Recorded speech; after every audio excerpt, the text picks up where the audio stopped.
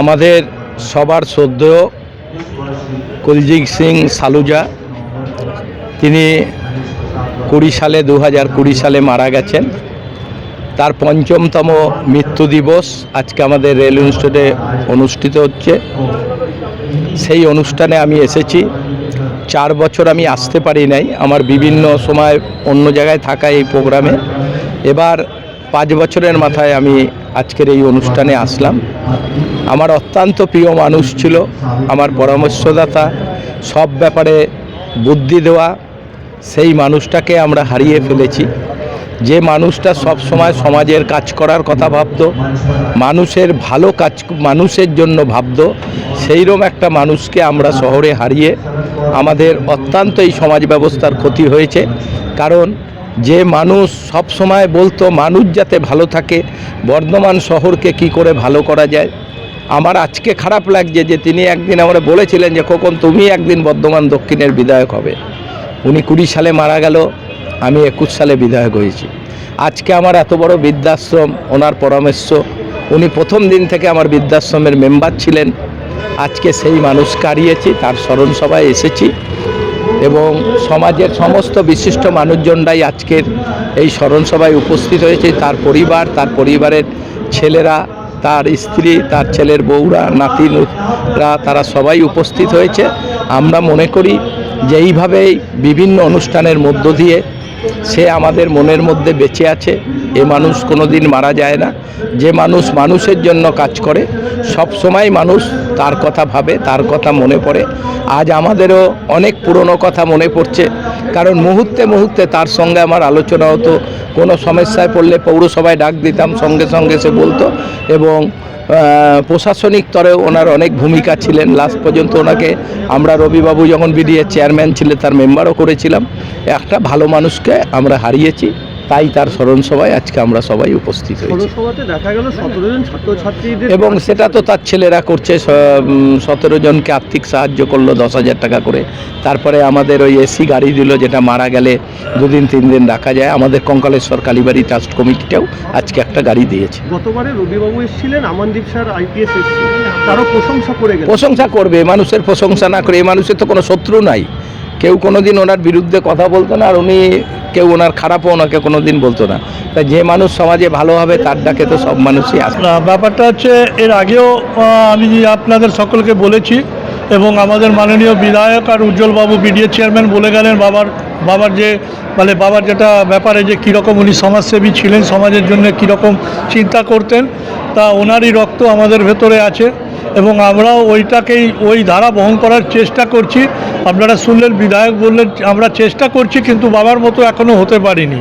তা আমার বাবার মতো হতে চাই না, কিন্তু ওনার 90% যদি হয় নিজেকে ধন্য মনে করব। এবং আমরা এখানে যেটা সমাজে থেকে যেটা দেখেছি, প্রচুর ভালো মেধা আছে।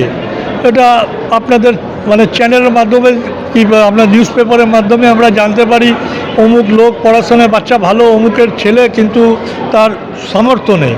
কিন্তু সেই রকম আমরা বিভিন্ন জায়গায় বলে, তো এটা আমাদের 5ম বর্ষ। তো আমরা 10টা বাচ্চার জন্য ঠিক করেছিলাম সার্টিফিকেট, একটা মোমেন্টো এবং 10,000 এককালীন আমরা যেটা অনুদান বাবার নামে যেটা আমরা ব্যবহার করেছি, কুলদীপ সিং সালুজা এডুকেশনাল এবং এক্সেলেন্স অ্যাওয়ার্ড সেই হিসাবে দিয়ে থাকি। তাই এটা আমরা গত পরশু অবধি 11টা নাম আমাদের কাছে ছিল। তো যাই হোক, 11টা নাম আমরা রেডিও করেছিলাম এবং গত পরশুর সন্ধ্যেবেলা থেকে কাল রাত্রি 8টা অবধি একটার পর একটা এমন নাম আপনারা হয়তো দেখেছেন, কারুর মা নেই, কারুর বাবা নেই, কারুর মা অন্ধ, এমন নিডি পরিবার। তা আমরা দেখলাম আমরা যেটা ভেবে রেখেছিলাম 10টা, 11টা, 15টা, 17টা, তারপর একটা চিন্তা আমরা করলাম যে অনুদানের রাশিটাকে আমরা একটু কমিয়ে দিয়ে এক ভাগ করে দিই, সেটাও মাথায় চিন্তা ছিল। তা কালকে রাত্রেবেলায় প্রায় 11:30, 12টার সময় বাড়িতে আমাদের আলোচনা হচ্ছিল। বললো না, ওটা ঠিক হবে না, যেটা অ্যানাউন্স করা আছে 17 জন যখন তুমি নাম নিয়েছো, 17 জনকে এককালীন 10,000 টাকা করে, এবং সব বাড়িতে যেটা আছে কঙ্কালেশ্বর কালীবাড়িতে একটা দেওয়া হয়েছে, ওনার ওখানে অ্যাম্বুলেন্স আর ওই সব বাড়িতে গাড়ি আছে, কিন্তু ডেড বডি ফ্রিজারটা ছিল না।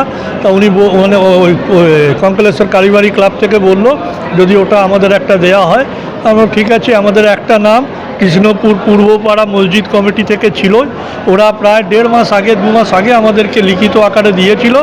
তা আমি চেষ্টা করি যতটা পারি, কারণ সবার জন্য হয়তো করতে পারবো না, আমার যে সীমিত ক্ষমতা সেই ক্ষমতা বলে প্রত্যেক বছর বাবার নাম স্মরণ করে রাখার জন্যে মানে যেন সমাজে বাবার নাম সবসময় থাকে। উনি যেরকম কাজ করে গেছেন, ওনার মৃত্যুর পরও যেন বাবাকে বর্ধমানবাসী না বলে, আমরা সালুজা পরিবার না ভুলে যাই, সেই হিসাবে এই স্মরণ সভা আমরা প্রত্যেক বছর করছি। বিধায়ক বললেন লেট কুলদীপ সিং আমাদের আবেগ ছিলেন এবং হচ্ছে আমাদের বৃদ্ধাশ্রমের প্রথম সদস্য, এবং উনি বলেছিলেন যে তুমি একদিন বিধায়ক হবে, সেটা কিন্তু সম্পূর্ণ হয়েছে। সেটা বাবা আমাদেরকে বলেছেন, এটা আমরা হয়তো বাইরে এমনি যদি কোথাও বলি তা বলবে ইয়ার্কি মারছে, কি বাচ্চা ছেলের মতো কথা বলছে। ওটা যাকে বলেছে উনি জানেন এবং উনি আজকে ওটা প্রকাশ করেছেন। তা আমি খোকনদাকে ধন্যবাদ জানাবো। উনি আজকে চলে গেছেন, কিন্তু তাও উনি স্মরণ করেছেন এবং ওনার যে বক্তব্যটা যেটা বাবা ওনাকে বলেছিল সেটা ওনার পূরণ হলো 1 বছর পর। অ্যাকচুয়ালি বাবা 20-তে মারা গেছেন, 2020-তে, উনি 2021-এ বিধায়ক হয়েছেন। তা উনি তো, আমি এইটুকু জানি, কোনো সময় সুখে দুঃখে উনি বাবাকে ডাকতেন এবং বিভিন্ন রকম যা আলাপ আলোচনা করে একটা ভালো মীমাংসা কোথায় করা যায়, কি করা যায়, একটা ফলপ্রসূ একটা কিছু বার করার চেষ্টা করতেন, সাহায্য করতেন। সেটা উনি আজকে এই মঞ্চ থেকে এটা আজকে প্রকাশ করলেন। তো আমি খোকন দাসকে আরেকবার সালুজা পরিবারের তরফ থেকে ধন্যবাদ জানাবো। আমার নাম মহেন্দ্র সিং সালুজা, আমি কুলদীপ সিং সালুজার বড় পুত্র। আজকে কারা কারা উপস্থিত ছিল?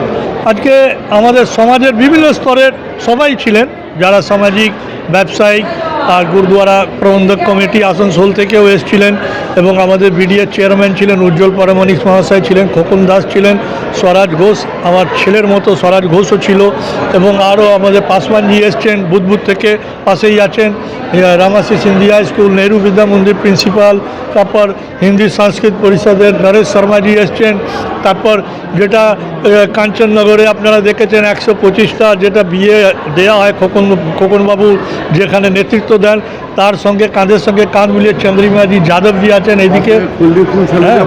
আচ্ছা, তা ওনার বক্তব্য বাবাও আমার ছিল ওতে জড়িয়ে প্রথম থেকে। তা যাই হোক, তা ওনারাও এসছেন। তা আমার অনুরোধ, আজকে যেহেতু সময় সীমিত ছিল, আপনি বাবার ব্যাপারে